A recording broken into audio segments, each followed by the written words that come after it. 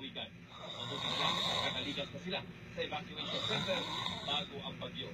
Nasira man ang gamit, tiyak naman si Robert na mabubuhay sila sa kanyang pagsisigap.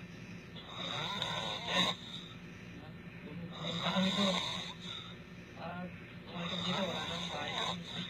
Pagsamunta sir, baka ng mais.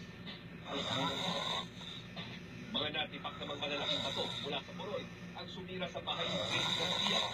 Bumulong ang mga bato papasok ng bahay at sinira ang mga poste at dingding. Ang malaking sakali ang tumangay naman ng natitirang mga pader. Sa hindi ng hagupit ng bagyo, kahit mga konkretong poste ng kuryente ay nabali. Galing ko sa taas. Tapos tumulong ko dyan sa may dingding ko namin.